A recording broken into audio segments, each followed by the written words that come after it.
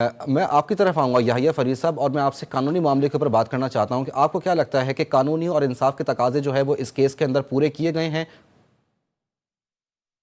जी, जिस तरीके से अब्दुल्ला गुल साहब ने बहुत आपको अच्छा एक रीकैप दिया और जैसे उन्होंने कहा कि ये ओपन एंड शट केस था उसकी वजह, और ये प्रोसिक्यूशन के लिए बहुत मुश्किल नहीं था इस केस को साबित करना, बिकॉज इसके अंदर जो स्टार विटनेस है, जो जिस शख्स ने इस ज्वेलरी सेट को वैल्यू किया, he is already a prover in the case.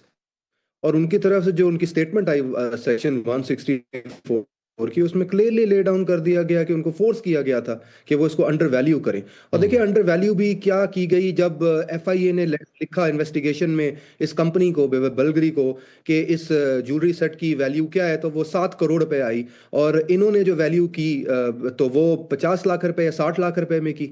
तो क्या सऊदी किंग पाकिस्तानी वजीर आजम को 50 लाख रुपए का गिफ्ट देगा? तो ये तो पाकिस्तान के लिए भी शायद बेइज्जती साबित होती। तो बड़ा एक प्रोसिक्यूशन के लिए कोई इतना मुश्किल केस था नहीं इसको सबूत को इसको साबित करना। इसके अंदर section 409 criminal breach of trust के दो जो मेजर इंग्रेडिएंट्स हैं, एक तो ये है कि आपके पास इंटरेस्टमेंट हुई, और क्योंकि स्टेट डिग्नेटरी को जो भी गिफ्ट मिलता है वो पर्सनल कैपेसिटी में नहीं मिलता, it's a state gift, under the rules of Toshakhana उनको डिपॉजिट कराना पड़ता है इमीडिएटली। लेकिन इस केस के अंदर हमने देखा कि एक रजिस्टर के अंदर एंट्री डाल दी गई, लेकिन फिजिकली कभी उसको तोशा खाना के अंदर डिपॉजिट कराया ही नहीं गया।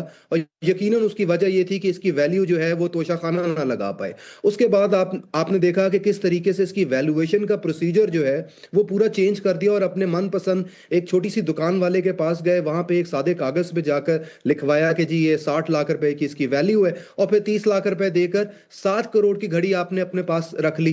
तो दिस इज इनरिचमेंट, जो दूसरा इंग्रेडिएंट है section 409 criminal breach of trust का। तो दोनों इंग्रेडिएंट्स जो है वो बड़ा क्लियरली ले डाउन हो रहे थे, और इसमें कोई बहुत एविडेंस की जरूरत नहीं थी। इसमें डॉक्यूमेंट्री एविडेंस का केस था, और एक जो विटनेस जो सबसे इंपॉर्टेंट था वो ऑलरेडी अप्रूवर था। दोस्तों, ये करप्ट प्रैक्टिसेस का तो केस बहुत क्लियरली इसके अंदर ये बन रहा था। प्लस 15 से 16 महीने में एक ट्रायल चला, और जैसे अब्दुल्ला साहब ने कहा, प्रॉब्लम सारी क्या है? प्रॉब्लम ये है कि पीटीआई के जो वकला हैं वो अपना केस मेरिट पे कभी लड़ना नहीं चाहते, या शायद उनके पास कोई डिफेंस भी नहीं था। तो मे भी दोनों तरीकों से ही जो उनके वकला थे वो कुछ कर ना पाए, ना तो वो केस लड़ना चाहते थे, और दूसरा केस लड़ने भी चाहते तो उनके पास कोई डिफेंस था नहीं। तो सवाल ये पैदा होता है कि जब ये हाई कोर्ट में अपील में जाएंगे तो ये वहां पर क्या एविडेंस देंगे, या वहां पे इनका क्या स्टांस होगा, जो 15 या 16 महीनों में ट्रायल कोर्ट के सामने नहीं आया। तो ये पहले दिन से तोशा खाना का केस एक बहुत डेंजरस केस था, क्योंकि इसके अंदर मॉरल टर्पिट्यूड के साथ एक नेशनल एक्सचेकर को लॉस कराया गया।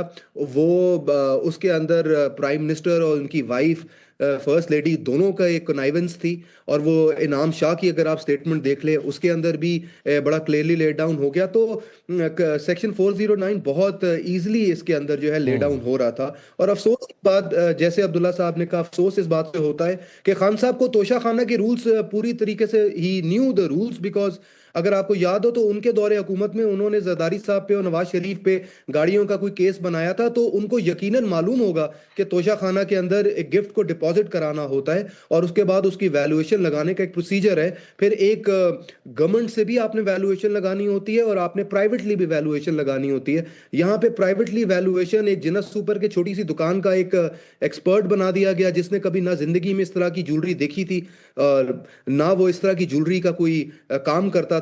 और जो गवर्नमेंट से इन्होंने कराई, वहां पे कभी फिजिकल इंस्पेक्शन हो ही नहीं, यानी कि वो ज्वेलरी का सेट बुशरा बीबी के और इमरान खान साहब के पास से कभी हुकूमती लोगों के पास तो गया ही नहीं कि कोई कहीं पे ये इंस्पेक्शन की जाती। तो बहुत डेंजरस केस था, और यही नजर आता था कि याहिया साहब, इसको जैसे कि आप पीटीआई फरमा रहे सी। हैं कि उस बानी पीटीआई को इस बात का इल्म था, वैल्यूएशन का भी और इस प्रोसेस का भी, तो क्या ट्रैप हो गए किसी के कहने के ऊपर ये सब काम किया उन्होंने? के ट्रैक नहीं हो गए। अगर आप देखें तो मेरे ख्याल में रियासत मदीना बनाने वाले शायद खुद कभी इंटेंशनल, उनकी कभी नीयत जो थी वो मदीना की रियासत बनाने की थी नहीं। इसी वजह से हमने देखा कि 4 साल के अरसे में जितने करप्शन के स्कैंडल्स हम्म। इमरान खान, बुशरा बीबी, फराह गोगी और उनके जो नेटवर्क जो उन्होंने बनाया हुआ था, उनके ऊपर जितने आए हैं, वो $190 मिलियन पाउंड का केस हो, तोशा खाना 1 हो, तोशा खाना 2 हो, और दीगर मामलात जो हमने देखे हैं, उससे तो ये साबित होता है कि शायद ये सारा सारा का सारा एक एक सिर्फ प्रोपोगंडा था जो उन्होंने चलाया था, ताकि उनके घर में कोई झांके मत। और बाकी सारे सियासतदानों को, ब्यूरोक्रेट्स को, हर किसी टेक्नोक्रेट्स को आप झूठे झूठे केस बनाकर उनके खिलाफ केसेस लगाते रहें, तो मेरे ख्याल में ट्रैप का कोई इशू नहीं था, ये नीयत जो थी वो ठीक नहीं थी।